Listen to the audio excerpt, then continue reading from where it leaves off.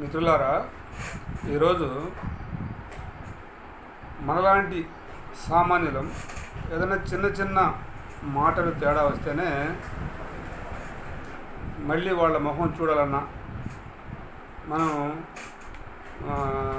విరక్తి పుట్టుద్ది. అంటే సరిగ్గా పలుకోవడం మానేస్తాం. అలాంటిది ఈరోజు రాజకీయ నాయకులు,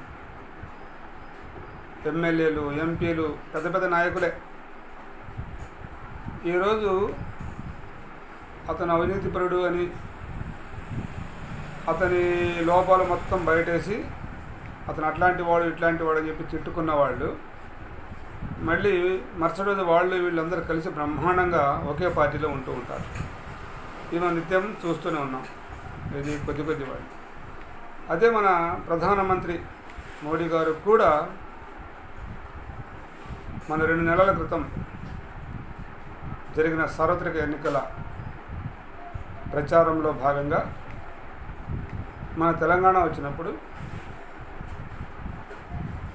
అక్కడ బహిరంగ సభలోనే అన్నారు మోడీ గారు, ఈ ఆదాని అంబానీ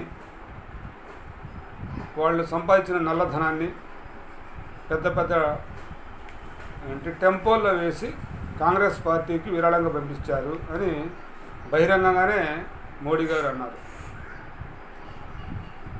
అయితే దానికి తర్వాత రాహుల్ గాంధీ గారు కౌంటర్ ఇచ్చారు. అది ఒక వెర్షన్. తర్వాత అట్లా అన్న మోడీ గారు నిన్నగాక మొన్న అంబానీ కొడుకు పెళ్లి జరిగితే బ్రహ్మాండంగా పోయి వాళ్ళని ఆశీర్వదించారు. వాళ్ళతో ఫోటోలు దిగారు, బ్రహ్మాండంగా చేసేసారు. అంటే వెళ్ళినందుకు ఇబ్బంది లేదు. అలా అవినీతి పరులు నల్లధనం సంపాదించి వేరే మీకు వ్యతిరేక పార్టీకి విరాళం ఇచ్చారన్న వాళ్ళకి మరి ఎలా వెళ్ళారు మోడీ గారు? లేదు ఒక నల్లధనం సంపాదించారు అన్నప్పుడు మరి ఈడీ, సిబిఐ అలాంటి కేసులు పెట్టచ్చు కదా వాళ్ళ మీద.